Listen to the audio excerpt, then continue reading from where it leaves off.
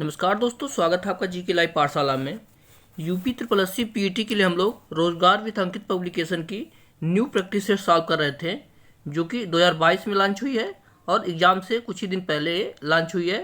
तो इसमें तीन प्रैक्टिस सेट हम लोग सॉल्व कर चुके थे। ये आपका चौथा नंबर का प्रैक्टिस सेट है। चलिए शुरुआत करते हैं पहले क्वेश्चन से लेकर।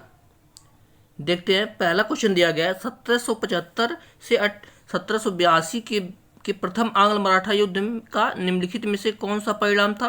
सही जवाब हो जाएगा आपका ऑप्शन नंबर ए। सही हो जाएगा आपका ब्रिटिश युद्ध जीत गए थे। इसमें ऑप्शन नंबर ए सही हो जाएगा पहले नंबर क्वेश्चन का, ब्रिटिश युद्ध आपके जीत गए थे। और उसके बाद 1782 में आपकी जो है वो आपकी सालबाई की संधि से युद्ध आपकी समाप्त हो गई थी।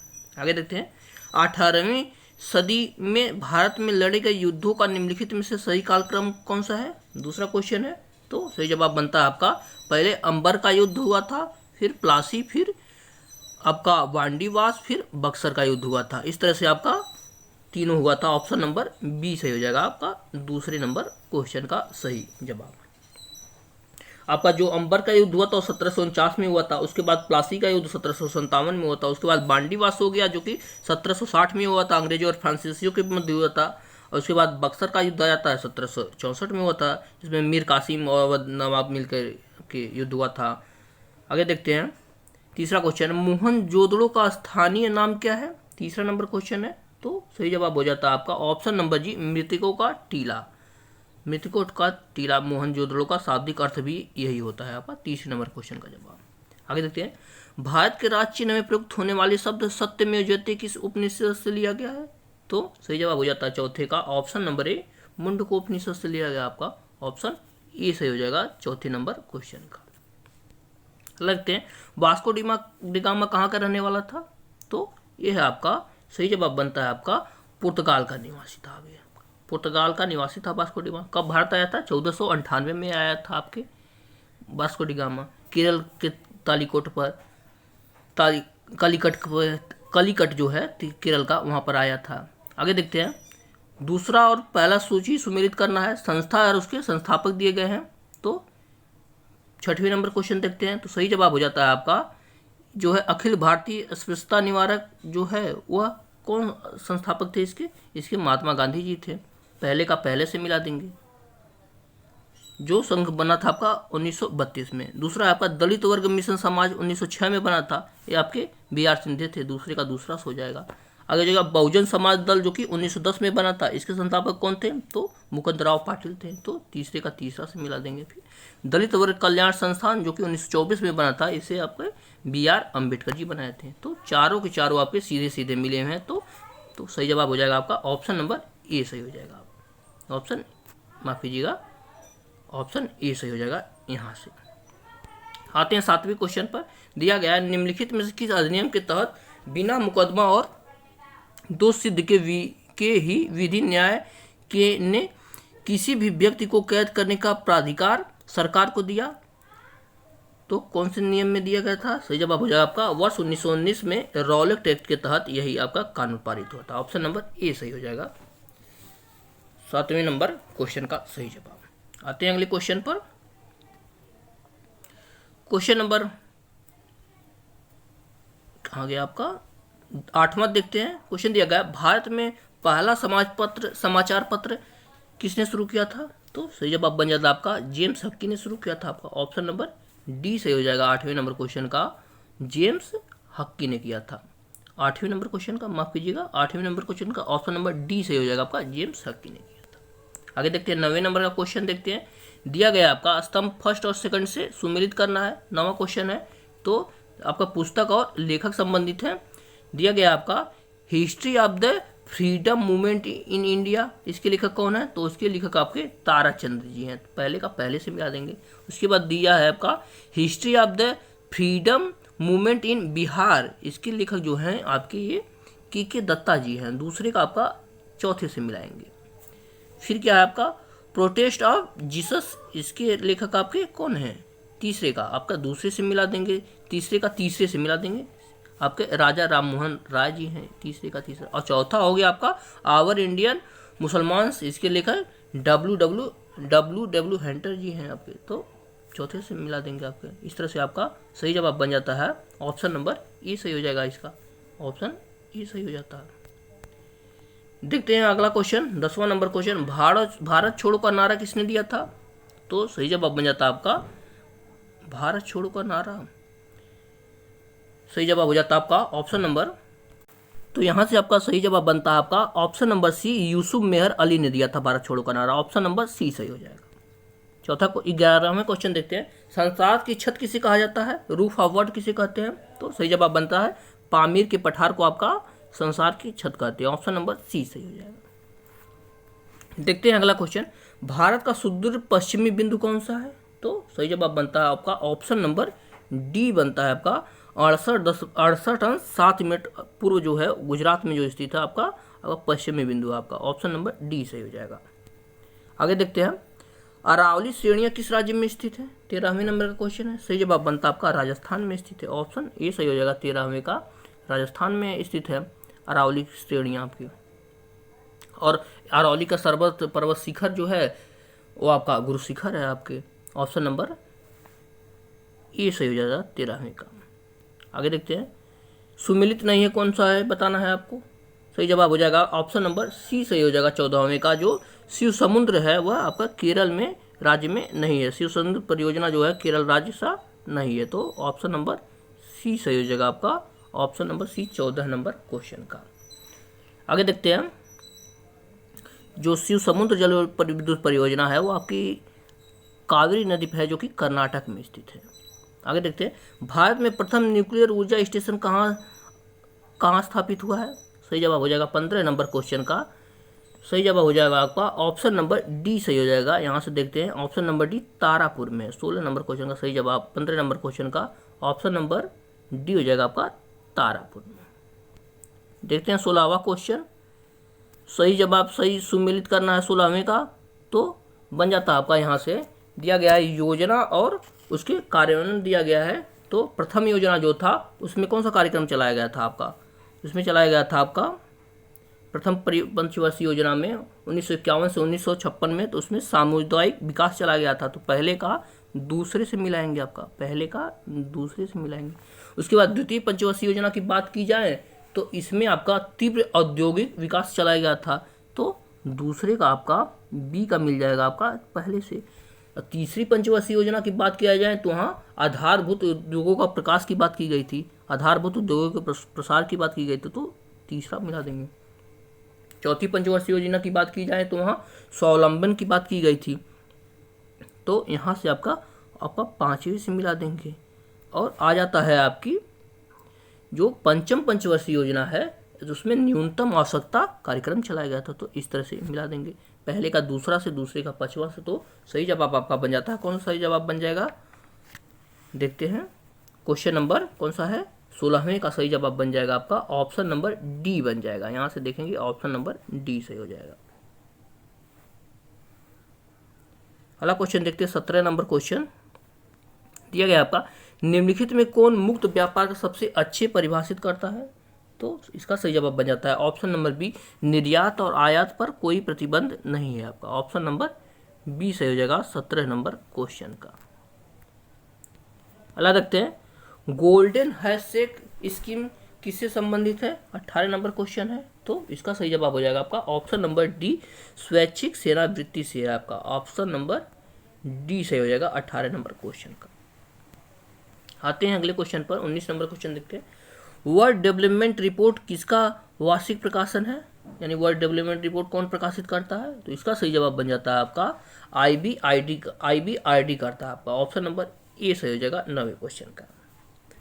आगे देखते हैं, किसी राष्ट्र की राष्ट्रीय आय होती है? तो इसका सही जवाब बन जाता है आपका उत्पादन कार्यों का योगफल जो होता है वह राष्ट्रीय आय कहलाता है आपका, ऑप्शन नंबर बी सही हो जाएगा 20 नंबर क्वेश्चन का।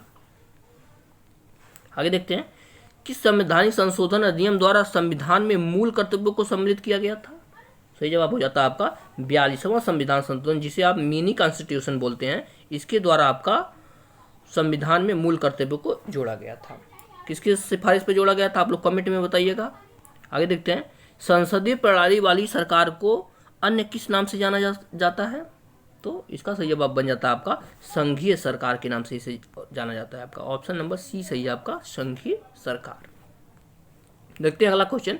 जब राष्ट्रपति और उपराष्ट्रपति का पद खाली हो तो भारत के राष्ट्रपति के पद पर कौन होता है? 23 नंबर क्वेश्चन है, तो इसका सही जवाब बन जाता है, यहाँ से ऑप्शन देख लेते हैं 23 नंबर क्वेश्चन का। यहाँ से ऑप्शन देखते हैं, ऑप्शन नंबर बी बन जाता है आपका, भारत का मुख्य न्यायाधीश बनता है आपका। ऑप्शन नंबर बी सही है 23 नंबर क्वेश्चन का। आते हैं 24 नंबर क्वेश्चन पर, दिया गया है आपका राज्यसभा कब भंग की जाती है? तो सही जवाब बन जाता है आपका ऑप्शन नंबर डी बन जाता है, राज्यसभा कभी भी भंग नहीं होती है, यह एक अस्थायी सदन है आपका। ऑप्शन नंबर डी सही हो जाएगा। आगे देखते हैं, जिला स्तर पर मुख्य चुनाव अधिकारी के रूप में जिलाधीश कहलाता है, तो क्या कहलाता है आपका? ऑप्शन नंबर डी सही हो जाएगा, रिटर्निंग ऑफिसर कहलाता है आपका। ऑप्शन नंबर डी सही हो जाएगा आपका। आगे देखते हैं आपका मानव शरीर का भार होता है, तो यानी कहाँ पर कितना भार होता है इसकी बात की गई है, तो सही जवाब बन जाता है आपका ऑप्शन नंबर ए सही हो जाएगा, ध्रुव पर जो है मानव शरीर का भार आपका अधिकतम होता है आपका। ऑप्शन नंबर ए सही हो जाएगा। फिर आते हैं आपके 27 क्वेश्चन देखते हैं। दिया गया है एक समतल दर्पण की वक्रता त्रिज्या होती है, तो सही जवाब यहां से देखेंगे अनंत होती है आपकी। ऑप्शन नंबर सी सही हो जाएगा 27 नंबर क्वेश्चन का, अनंत होती है। अगला देखते हैं, सामान्यतः गुब्बारे में कौन सी गैस भरी होती है? तो इसका सही जवाब आपका हीलियम गैस भरी होती है गुब्बारे में आपकी। ऑप्शन नंबर डी से हो जाएगा आपका, हीलियम गैस भरी होती है। आगे देखते हैं, निम्नलिखित में कौन सा आरडीएस का अन्य नाम है? 29 नंबर क्वेश्चन है, तो इसका सही जवाब हो जाएगा आपका ऑप्शन नंबर डी सही हो जाएगा आपका, साइक्लोनाइट नाम है आपका आरडीएक्स का। ऑप्शन नंबर डी सही है आपका। आगे देखते हैं 30 नंबर क्वेश्चन, दिया गया किस रक्तवर्ग को सर्वदाता यूनिवर्सल डोनर बोला होता है? तो किसे बोलते हैं? जो आपका रक्त वर्ग ओ होता है वह यूनिवर्सल डोनर होता है। और सर्वग्राही की यही बात की जाए तो आपका ए भी आपका सर्वग्राही होता है। ऑप्शन नंबर बी सही हो जाएगा।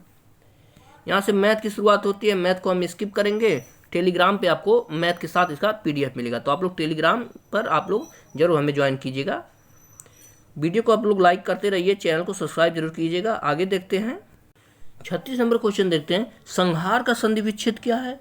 तो इसका सही जवाब हो जाएगा आपका 36 नंबर क्वेश्चन का ऑप्शन नंबर डी सही होगा, समधन हार। ऑप्शन डी सही हो जाता है आपका, समधन हार हो जाएगा, संहार का सही संधि विच्छेद। अगला देखते हैं, मूर्त शब्द का विलोम क्या होगा? 37 नंबर क्वेश्चन है, तो सही जवाब बन जाता है अमूर्त हो जाएगा। मूर्त का विलोम आपका अमूर्त हो जाएगा। ऑप्शन नंबर ए सही हो जाता है यहाँ से, अमूर्त। अगला देखते हैं, निम्नलिखित में कौन सा शब्द पुत्री की पर्यायवाची नहीं है? 38 नंबर क्वेश्चन है, तो सही जवाब हो जाएगा दुहिता होता है पुत्री का पर्यायवाची, तनया होता है, सुता होता है, लेकिन आपको दौहित्र जो है यह आपका नहीं होता है। ऑप्शन नंबर यहाँ से बी सही हो जाएगा। अगला देखते हैं, भविष्य में होने वाला के लिए एक शब्द कौन सा है? 39 नंबर क्वेश्चन है, तो इसका सही जवाब बन जाता है आपका भावी होता है, भावी दरोगा। आप लोग पेट देकर आपके भावी वीडियो बनेंगे, भावी लेखपाल बनेंगे, तो इस तरह से आपका भावी होगा। अगला क्वेश्चन देखते हैं, 40 नंबर क्वेश्चन दिया गया, दिन देखिए एक दिन है एक दीन है, शब्द का सही अर्थ क्या होगा? तो इसका सही जवाब यहाँ से बनता है आपका, एक दिन होता है जिसे दिवस बोलते हैं, और दीन होता है तो उसे गरीब होता है, जिसे गरीब शब्द को दर्शाता है, आपका दीन होता है। आते हैं अगले क्वेश्चन, 46 नंबर क्वेश्चन है आपका, उस शब्द का चयन कीजिए जो समूह से बाकी शब्दों से मेल नहीं खाता है। 46 नंबर क्वेश्चन है, तो इसका सही जवाब बन जाता है आपका ऑप्शन नंबर बी से हो जाएगा, अप्रैल बन जाएगा, अप्रैल हो जाएगा। क्योंकि जून, नवंबर और अप्रैल, सितंबर जो 4 महीने होते हैं आपके 30 दिन के होते हैं, बाकी के बाकी सभी जो है वह 31 दिन के होते हैं। इस तरह से आपका अप्रैल आपका भिन्न हो जाएगा। याद रखिएगा, जून, नवंबर, अप्रैल और सितंबर 4 महीने जो होते हैं वह 30 के होते हैं। आगे दिया गया है, यदि कूट भाषा में NUROTIC को TICRONEJ लिखा जाता है तो उसी कूट भाषा में PSYCHOTIC को किस प्रकार लिखेंगे? 27 नंबर क्वेश्चन है, तो सही जवाब बन जाता है आपका ऑप्शन नंबर बी से हो जाएगा आपका, TICCHOPSY लिखेंगे, आपका ऑप्शन नंबर बी से हो जाएगा आपका। आगे देखते हैं, यदि A B और K का भाई है, D B की माँ है, E A का पिता है, तो इनमें से कौन सा वाक्य निश्चित रूप से असत्य है? 48 नंबर क्वेश्चन है, तो आप लोग ट्री मॉडल से इसे अब बना सकते हैं। तो सही जवाब हो जाता है आपका 48 नंबर क्वेश्चन का ऑप्शन नंबर बी से हो जाएगा। ए जो है वह के का पिता है आपका, ऑप्शन नंबर बी से हो जाएगा। ए जो है वह के का पिता है। आप लोग वीडियो को पोस्ट करके एक बार जरूर इसे लगाइएगा। अगला देखते हैं, 5 दोस्तों ने एक दौड़ में भाग लिया। रोहित ने यह दौड़ हरीश के पहले लेकिन गौतम के बाद पूरी की। कार्तिक ने यह दौड़ सुनील से पहले लेकिन हरीश के बाद पूरी की। उक्त दौड़ में निम्नलिखित को किसने जीता? तो सही जवाब बन जाता है 49 नंबर क्वेश्चन का आपका ऑप्शन नंबर सी बन जाता है आपका, गौतम ने जीता। ऑप्शन सी से हो जाएगा आपका गौतम ने। अगला देखते हैं, एक परिशुद्ध घड़ी 3 बजे का समय दर्शा रही है। घंटे की सुई के 135 डिग्री घूमने के बाद समय क्या होगा? तो इसका सही जवाब बन जाता है आपका 7:30 होगा। आपका ऑप्शन नंबर ए सही हो जाता है आपका 7:30 पे होगा। अगला देखते हैं, देश का पहला बायोगैस से चलने वाला चार्जिंग स्टेशन कहाँ शुरू किया गया है? 51 नंबर क्वेश्चन है। तो इसका सही जवाब बनता है आपका ऑप्शन नंबर सी सही हो जाएगा। यहाँ से मुंबई में शुरू किया गया, ऑप्शन सी सही हो जाएगा। अगला देखते हैं, भारत के किस शहर को स्वच्छ सर्वेक्षण पुरस्कार 2021 दिया गया है? तो सही जवाब बनता है आपका ऑप्शन नंबर डी सही हो जाएगा। डी देखिए यहाँ से क्या दिया गया है आपका, ऑप्शन नंबर डी दिया गया आपका, इंदौर जो है वह स्वच्छ शहर चुना गया आपका, ऑप्शन नंबर डी सही हो जाएगा। आगे देखते हैं, हाल ही में international association of working woman award किसने जीता है? 53 नंबर क्वेश्चन। सही जवाब बनता है आपका option number B, Sushmita Sen ने जीता। आपका ऑप्शन बी सही है आपका, सुष्मिता सेन। आगे देखते हैं, हाल ही में उड़ीसा का कौन सा जिला पहला बाल विवाह मुक्त जिला घोषित किया गया है? तो यहाँ से आपका सही जवाब आपका गंजम बनता है। आपका ऑप्शन नंबर बी सही हो जाता है यहाँ से, गंजम। आगे देखते हैं, हाल ही में किसने वैश्विक जोखिम रिपोर्ट 2022 जारी की थी? तो इसका सही जवाब बन जाता है आपका ऑप्शन नंबर डी, विश्व आर्थिक मंच ने जारी किया था। आपका ऑप्शन नंबर डी से हो जाता है यहाँ से, विश्व आर्थिक मंच ने जारी किया था। आगे देखते हैं, हाल ही में इंडिया ग्लोबल फोरम का वार्षिक शिखर सम्मेलन कहाँ आयोजित किया गया? 56 नंबर क्वेश्चन है। सही जवाब बन जाता है ऑप्शन नंबर ए, बेंगलुरु में किया गया। आपका ऑप्शन ए सही हो जाता है यहाँ से, बेंगलुरु में किया गया। आगे देखते हैं, हाल ही में जारी वर्ल्ड हैप्पीनेस रिपोर्ट 2022 के अनुसार भारत कौन से स्थान पर है? 57 नंबर क्वेश्चन है। तो सही जवाब बनता है आपका ऑप्शन नंबर ए, 136वां स्थान है आपका। वर्ल्ड हैप्पीनेस रिपोर्ट में भारत का 136वां स्थान है। आप लोग कमेंट में बताइए वर्ल्ड हैप्पीनेस रिपोर्ट आपको कौन जारी करता है। आगे देखते हैं, हाल ही में बखिरा वन्यजीव अभ्यारण्य को रामसर साइट के रूप में शामिल किया गया है। यह किस राज्य में स्थित है? तो सही जवाब हो जाएगा आपका उत्तर प्रदेश में आइए। कभी आप लोग गोरखपुर आइए तो बखिरा पक्षी विहार जरूर देख ले आइएगा। काफ़ी खस्ता हालत है इसकी, यहाँ पानी दूर दूर तक नहीं दिखता है, सिर्फ यहाँ शैवाल ही दिखते हैं। बहुत ही खस्ता इसकी हालत है और इसे आपका हाल ही में आपके रामसर साइट में शामिल किया गया है। देखिए गोरखपुर के हमारे योगी जी इस पर बिल्कुल ध्यान नहीं दे रहे हैं, तो इसकी हालत बहुत ही खराब है। यहाँ पर मेरा घर इसके बगल में ही है। आगे क्वेश्चन देखते हैं, हाल ही में किस मंत्रालय के द्वारा भाषा सर्टिफिकेट सेल्फी अभियान शुरू किया गया है? तो सही जवाब बन जाता है आपका 59 नंबर क्वेश्चन का ऑप्शन नंबर सी बन जाता है, शिक्षा मंत्रालय। ऑप्शन नंबर सी सही हो जाएगा आपका। आगे देखते हैं, हाल ही में कौन प्रित्जकर पुरस्कार 2022 जीतने वाले पहले अफ्रीकी बने हैं? तो सही जवाब हो जाता है आपका ऑप्शन नंबर ए, फ्रांसिस केरे बने हैं। आपका ऑप्शन ए सही हो जाता है यहाँ से, फ्रांसिस केरे बने हैं। अगले क्वेश्चन पर आते हैं। अगला क्वेश्चन देखते हैं, भारत कुल कितने पड़ोसी देशों की संख्या है? तो सही जवाब बन जाता है यहाँ से क्वेश्चन नंबर 61 का सही जवाब बन जाता है आपका ऑप्शन नंबर बी सही हो जाएगा आपका। 9 पड़ोसी देश हैं आपके, ऑप्शन बी सही हो जाएगा आपका। अगला है, सूडान की राजधानी क्या है? 62 नंबर क्वेश्चन। तो इसका सही जवाब बन जाता है ऑप्शन नंबर बी, खार्तूम है। सूडान की राजधानी आपकी खार्तूम है, ऑप्शन बी सही हो जाएगा। अगला क्वेश्चन देखते हैं, राज्यसभा के पदेन अध्यक्ष कौन होता है? 30 नंबर क्वेश्चन। तो सही जवाब बन जाता है आपका जो उपराष्ट्रपति होता है वह राज्यसभा का पदेन अध्यक्ष होता है। ऑप्शन नंबर बी सही है। अगला क्वेश्चन, ब्रिक्स का प्रथम अधिवेशन कब और कहाँ हुआ था? 64 नंबर क्वेश्चन है। तो इसका सही जवाब बनता है आपका 2009 में हुआ था ब्रिक्स का प्रथम सम्मेलन, और वो हुआ था आपका रूस में हुआ था। ऑप्शन नंबर बी सही हो जाता है यहाँ से। देखते हैं अगला क्वेश्चन दिया गया है, थोड़ा सा ब्लर हो गया तो आप लोग प्लीज इसे अच्छे से देख लीजिएगा, इसके लिए माफ कीजिएगा। चिल्का झील किस राज्य में स्थित है? 65 नंबर क्वेश्चन है। तो सही जवाब आपका हो जाएगा आपका उड़ीसा में स्थित है। ऑप्शन नंबर बी सही हो जाएगा आपका, चिल्का झील आपके उड़ीसा में स्थित। अगला है पंडित भीमसेन जोशी हैं, तो सही जवाब बन जाता है आपका ऑप्शन नंबर सी, हिंदुस्तानी गायक है ये Pandit Bhimsen Joshi. Option number C सही हो जाता है। अगला देखते हैं विष्णुपुर जो टेराकोटा मंदिरों के लिए प्रसिद्ध है, आगे दिया है किस प्रदेश में है, 67 नंबर क्वेश्चन। तो सही जवाब बन जाता है आपका ऑप्शन नंबर बी, पश्चिम बंगाल में स्थित है। ऑप्शन बी सही हो जाएगा आपका, पश्चिम बंगाल में स्थित है। आगे देखते हैं देश की पहली महिला सत्र न्यायाधीश अन्ना चंडी किस राज्य से हैं, 68 नंबर क्वेश्चन। तो इसका सही जवाब बन जाता है आपका ऑप्शन नंबर सी, केरल राज्य से हैं आपके। ऑप्शन सी सही हो जाता है यहाँ से, केरल से हैं। अगला क्वेश्चन है हॉकी में कितने खिलाड़ी होते हैं, 69 नंबर क्वेश्चन। तो यहाँ से सही जवाब आपका 11 हो जाता है। हॉकी क्रिकेट आप 11 ही खिलाड़ी खेलते हैं। आगे देखते हैं ग्रीन हाउस गैस की संकल्पना की थी, किसने की थी, तो इसका सही जवाब बन जाता है option number A, Joseph Fourier ने की थी। ऑप्शन ए सही हो जाएगा आपका 70 नंबर क्वेश्चन। आते हैं यहाँ से गद्यांश दिया गया है, गद्यांश को एक बार पढ़ते हैं उसके बाद आंसर देते हैं। गद्यांश एक बार अच्छे से पढ़ते हैं। देखिए क्या दिया गया है, दिया गया है आपका पूंजीवाद समाज में लेखक पुस्तक और पाठक के बीच बाजार आ गया है। इस बाजार के कारण लेखक का पाठक से सीधा संबंध नहीं रह पाता है। इसलिए मार्क्स ने कहा है कि पूंजीवादी समाज में कला साहित्य या लेखक के लिए एलियनेशन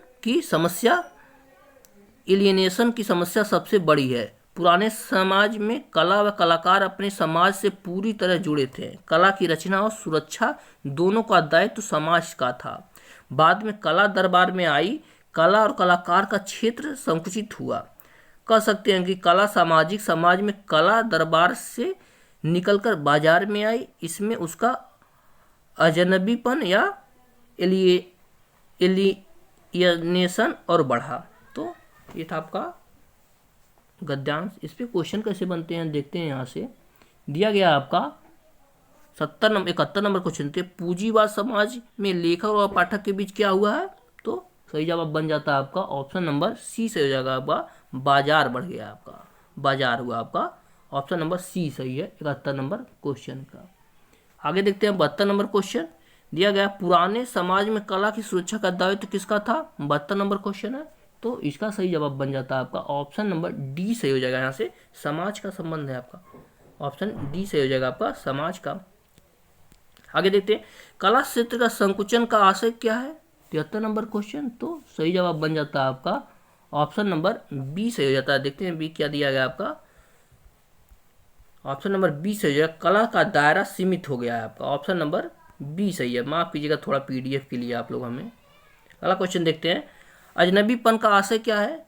बस एक दो क्वेश्चन आप लोग एडजस्ट कर लिए, आगे आपका सही है, बस एक पेज आपका गड़बड़ हुआ था। दिया गया है अजनबीपन का आशय क्या है, 74 नंबर क्वेश्चन। तो इसका सही जवाब बन जाता है ऑप्शन नंबर ए बन जाता है, एकाकीपन। ऑप्शन नंबर ए सही है आपका, एकाकीपन। ऑप्शन ए सही हो जाता है।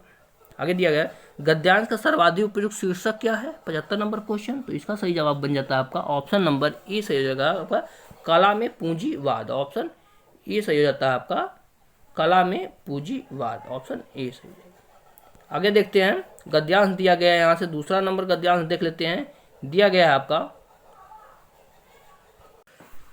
आपका ईर्ष्या का काम जलाना है, मगर सबसे पहले वह उसी को जलाती है जिसके हृदय में उसका जन्म होता है।